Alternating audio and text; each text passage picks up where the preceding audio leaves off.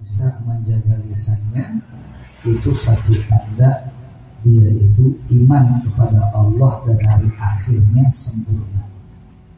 Kalau orang tidak bisa menjaga lisannya, itu satu tanda imannya itu masih perlu diperbaiki. Ya, maka Rasul bersabda, "Man kana yu'minu billahi wal yawmil akhir falyaqul khairan aw liyasmut." Barang siapa yang beriman kepada Allah dan kepada hari akhir, maka berkatalah yang baik atau diam. Nah ini, sehingga rahimahullah, cek sahabat, ya Rasulullah, apakah kita itu disiksa dengan lisan kita? Kata Rasulullah, dalam jawabannya, hal yakubbun nasa ala manakhirihim finnar illa hasaidu alsinatihim.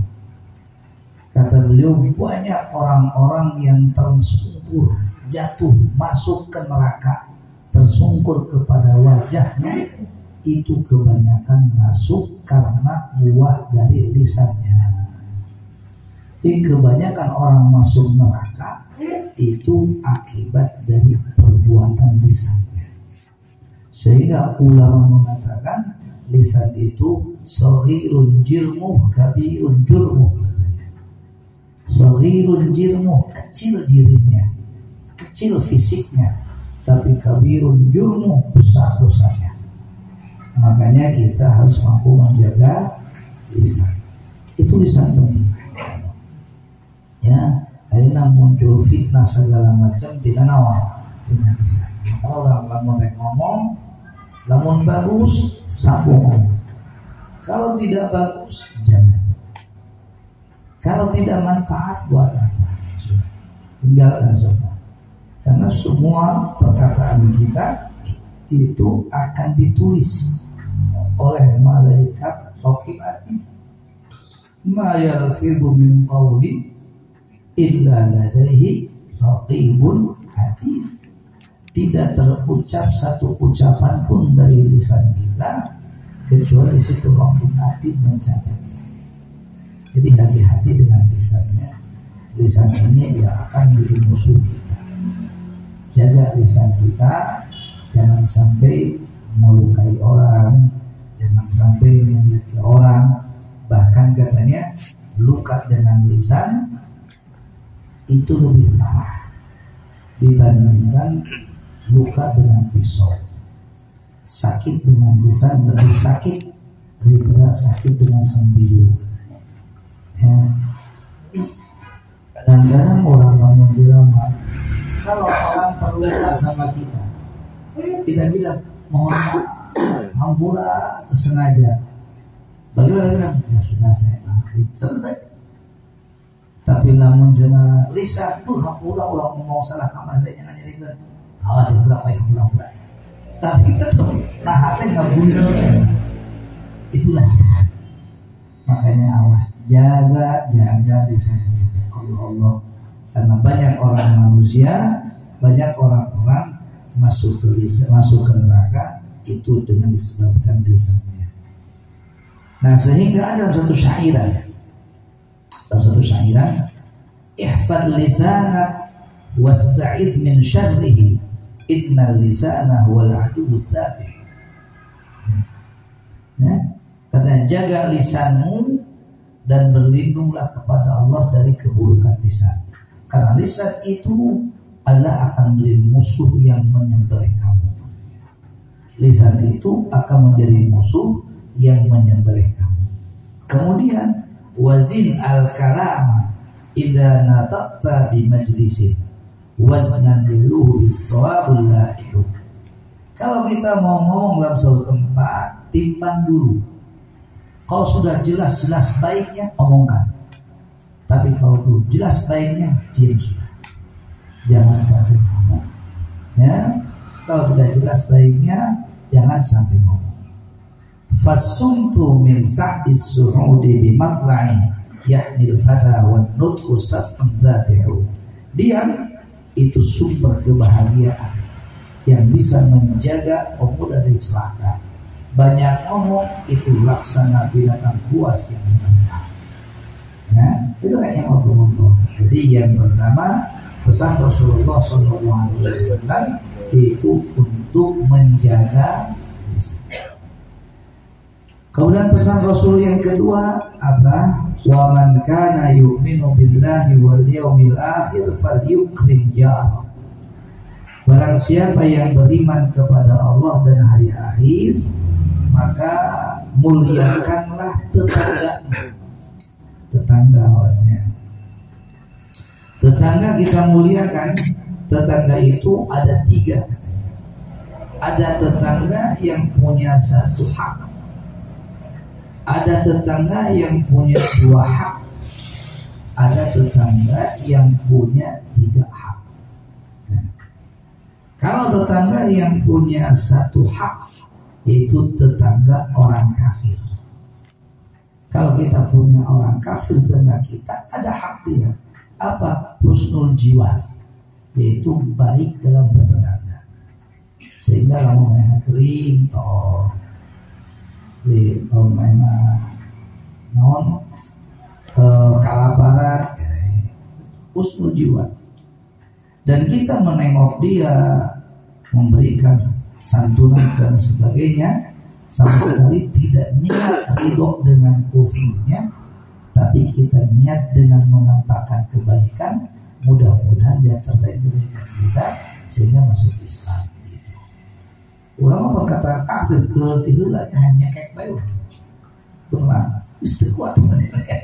Padahal mah kalau ada tetangga kita kafir, itu hadiah dari Allah untuk kita. Jangan berhenti berjuang berdakwah sehingga ganjaran gede.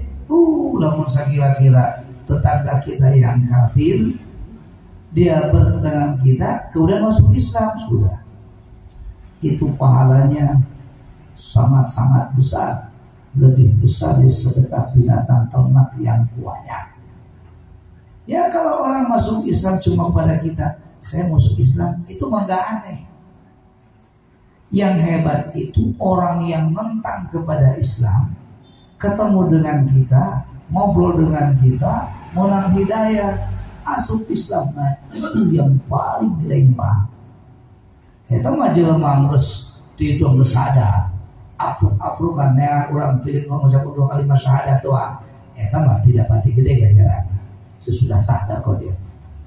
Ini mah orang kafir tentang teman kita kafir, kita lembutin, kita sehatin, kita omongin sampai dia masuk Islam. Oh ini hadiah dari Allah. Susah itu susah. Itu tetangga musyrik, tetangga kafir itu 1 haknya apa? Husnul jiwar. Yaitu punya hak dengan kita untuk baik dan bertetangga. Nah, lamun bukan 2, yaitu yang punya 2 hak. Siapa? Yaitu tetangga muslim tapi bukan kerabat.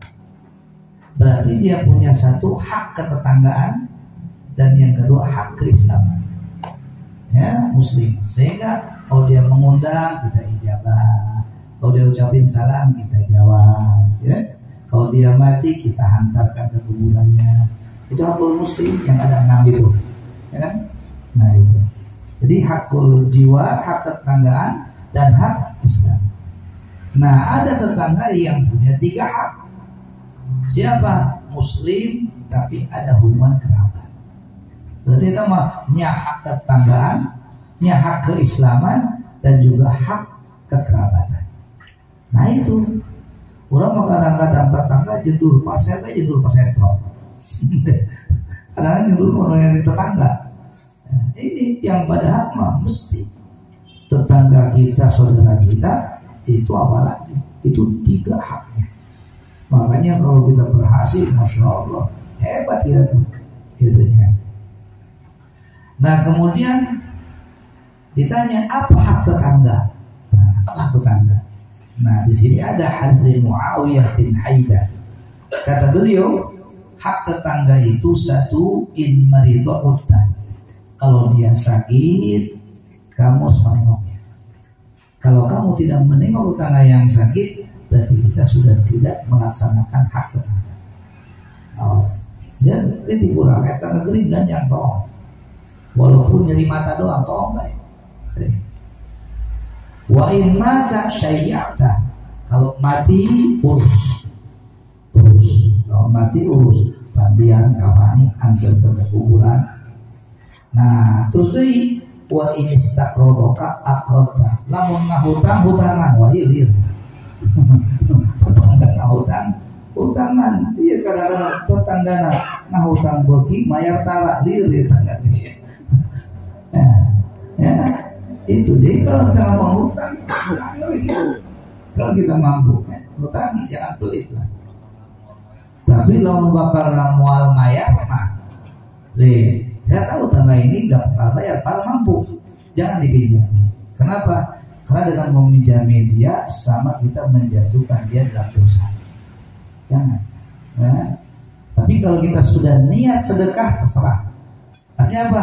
Dia mau bayar, alhamdulillah, nggak pun ada masalah, kita serah tuh. Tapi kalau dia masih menuntut ingin dibayar dan intinya terkenal tidak suka bayar walaupun mampu, jangan dipinjami. Kenapa? Karena sama dengan menjatuhkan dia dalam dosa.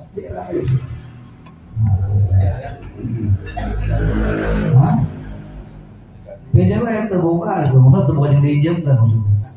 Duit maya. Nanti kan diinjamkan terbuka utangnya.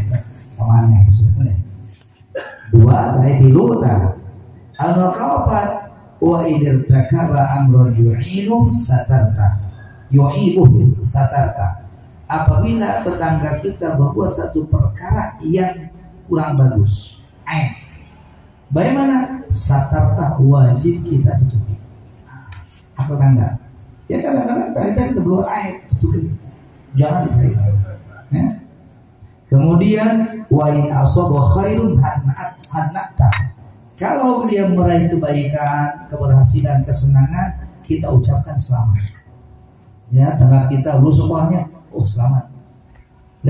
Dapat keuntungan, selamat. Itu. Udah kata tetangga berhasil, bangsat sekali. Wah, ini menyakiti saya. Ini hak Islam tetangga ini. Kalau dia itu mendapatkan kebaikan, meraih keberhasilan, hanata, ucap oleh kamu tahniah, selamat kau berhasil, selamat kau ini beruntung, terus mengucapkan. Wa in asabatku musibatun azzaita, kalau terkena musibah takziah, sabar, ujian dari Allah. Ya, saya pun merasa sedih dengan kamu sendiri, gitu. Yang buat musibah sudah sekali modal.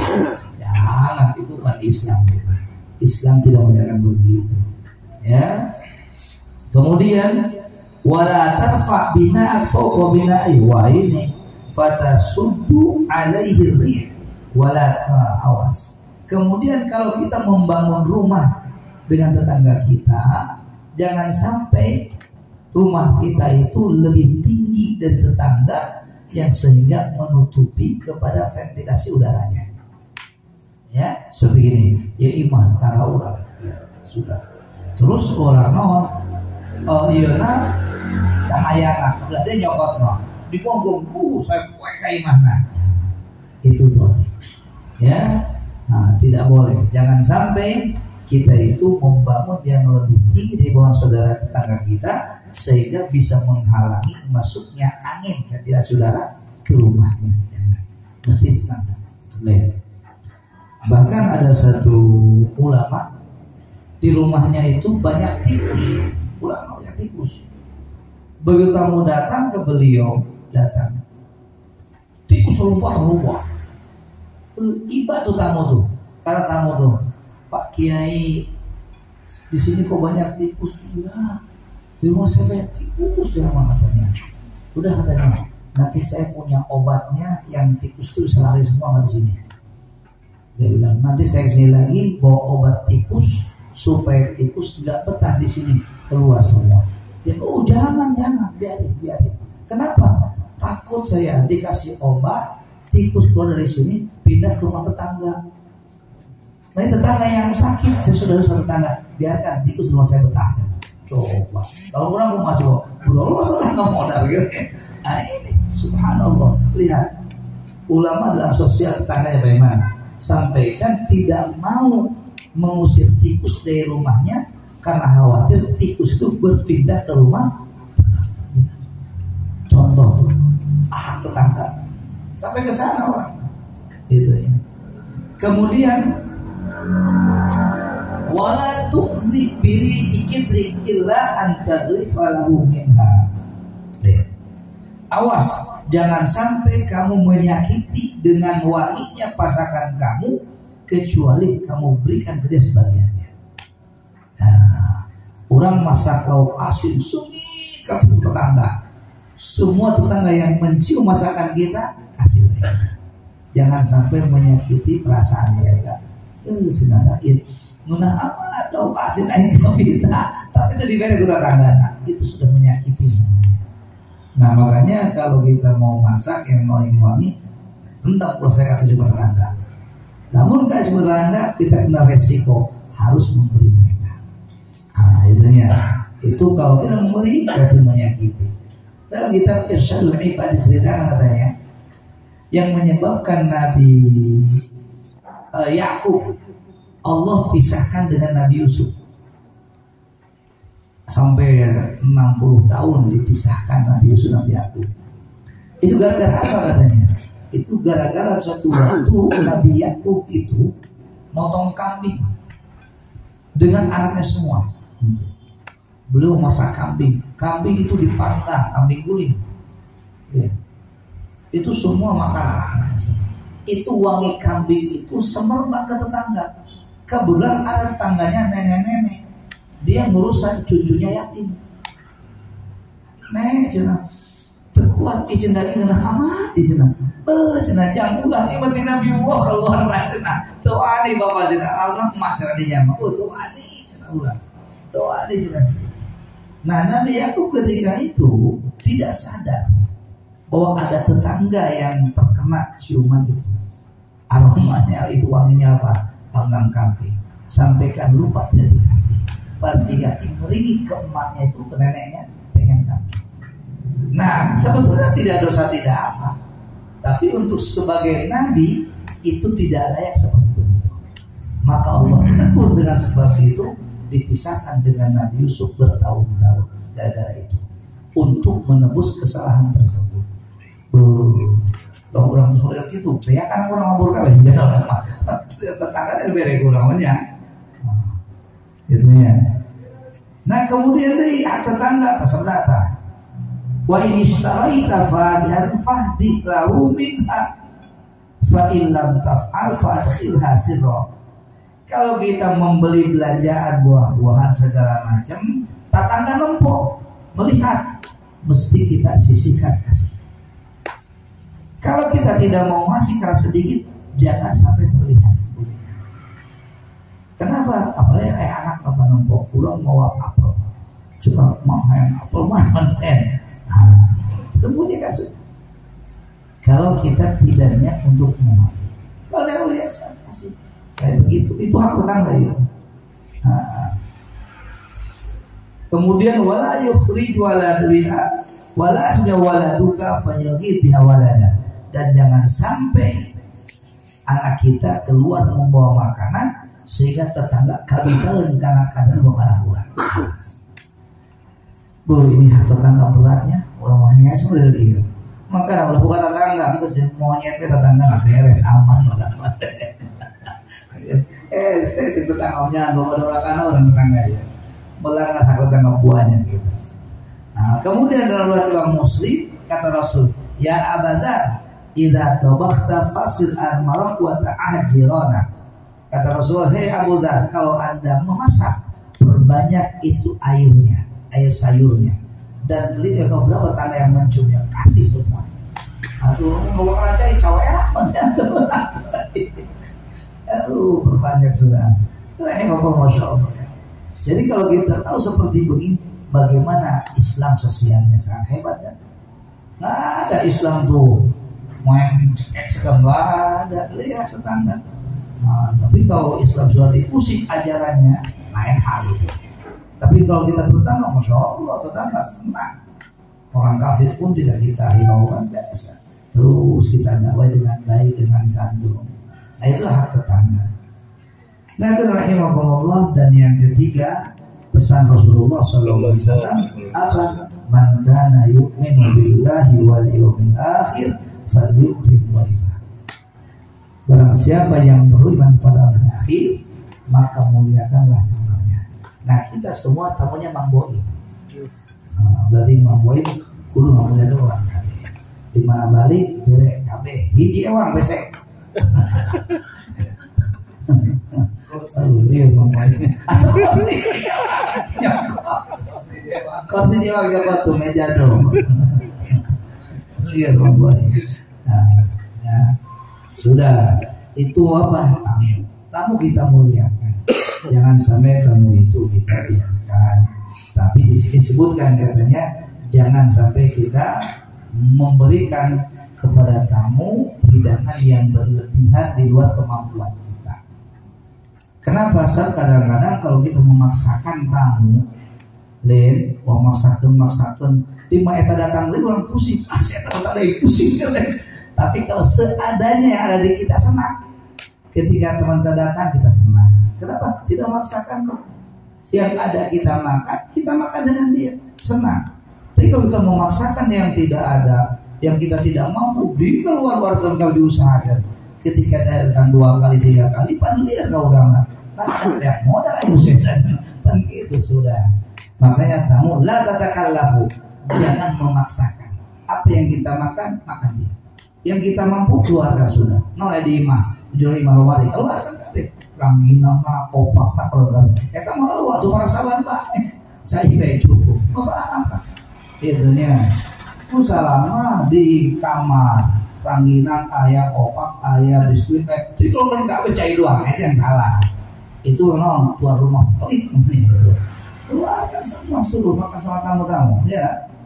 Nah. Kemudian kadang-kadang jelema ayat tamu menampakkan wajah yang tidak suka, sampaikan tamu itu marah dengan gaya dia, dengan omongannya menyakiti hati tamu. Bagaimana kata Kanjeng Nabi, fa inna man abghadha faqad abghadallah. Barang siapa yang menjadikan tamunya murka, maka sama menjadikan Allah murka kepada dia. Nah, jadikan Allah marah sama dia. Awas. Kenapa? Karena tamu yang datang kepada kita itu kewajiban dari Allah untuk kita hormati. Sekalipun orang itu, tamu itu orang kafir, fasik sekalipun. Kenapa? Karena kita bukan fasiknya, tapi karena tamunya. Ya, walaupun yang datang itu orang fasik, tetap kita hormati. Karena saya bukan dia orang saleh, dia sebagainya, tapi karena status dia sebagai tamu. Mau fasik, mau kafir, mau apa, selama dia tamu, hormatilah kita. Dan penghormatan kita bukan melihat fasik, melihat tamunya. Dan siapa tahu dengan kita baik dia jadi sadar. Itunya mulai mentang-mentang orang ahli kasap itu deh. Ahli kasap itu datang tamu, hanya hati goreng. Dia mau bedul hati balik dia, itu nggak bisa. Kalau kita begitu, lebih baik tidak punya kasap. Lebih baik kita tidak punya kasyaf. Apa kasyaf? Allah bukakan sehingga bisa melihat hati orang. Kalau kita belum sabar melihat hati orang yang jelek, jangan minta kasyaf sama Allah. Tapi kalau kita sudah sabar dengan hati kita, dengan diri kita melihat keburukan orang, silakan Allah minta kasyaf sama Allah. Ketika kita melihat orang hatinya buruk, untuk hati dia goreng kan? Dia bilang banyak orang-orang kadang-kadang pakainya bagus, tapi hati nama itu bagus. Nah, dia kan berita main dah. Sehingga ketemu bercerita terus. Nah, itu baru itu ulama yang benar. Eta mau ulama sudah tahu. Tak hati dia goreng pot ketemu kuai hari hidup. Itu berarti nggak punya adab. Kalau kamu itu murka, maka Allah pun akan murka pada dia. Ya, tidak boleh. Gitu deh. Bahkan ada hadis Rasulullah Sallallahu Alaihi Wasallam, kalau kita menyenangkan tamu, Man ladzada akhahu bima yashtahi. Barang siapa yang memberikan kelezatan kepada tamunya apa yang diinginkan. Misalkan tamu kurang di rumah, tanya, tamu mau minum apa? Kopi, susu, mau teh, mau jeruk, mau apa? Pilih mau apa? Dia bilang, saya mau pengen teh. Berarti dia lazada teh. Yang kita bikin teh. Kalau kita mau bikin teh sampai dia senang dengan suguhan kita teh, itu Allah tulis buat kita kebaikan 1 juta kebaikan. Alfi hasanatin, 1 juta kebaikan.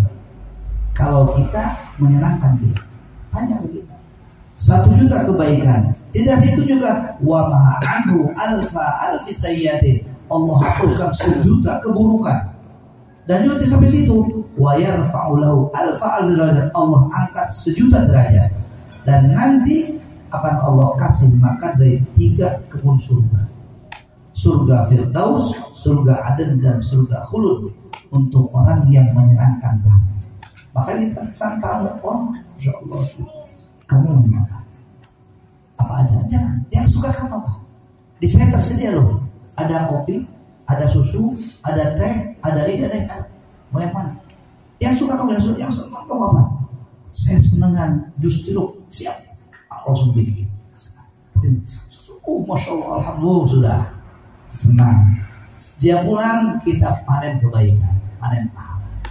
Masya Allah. Makanya tamu yang datang ke kita itu adalah hadiah dari Allah, lapangan pahala kita. Ini mulai tamu liur maksudnya. Saya masih raya duit atau udah kena. Aduh, mau duit atau ini saya mah liur saya mah ya lah gitu. Ya tamu datang ke kita sudah. Tamu datang membawa rezeki dan pulang membawa dosa kita. Itu tamu hebat. Nah, bahkan ada satu hadis yang menyebutkan dari Abi Darda. Dari Abi Darda, kalau tamu makan, kita ikut makan dengan tamu bareng. Kemudian kalau kita makan dengan tamu, faljul ilhu biyadi, suapi tamu itu, disuapkan tamu. Subhanallah. Dan ini betul ini thariqah habaib, masya Allah. Ini habaib begini. Subhanallah, ketika kita makan dengan Hari Hasan Syatiri, disuapkan. Kita kalau Habib Salim makan sudah nampak, disuapin. Santri suami satu-satu. Nah ini makanya kalau ada tamu ke rumah kita, suapin. Oh masya Allah. Tekap di orang lain disuapkan. Kata umrah di orang. Pada itu satu etika penghormatan.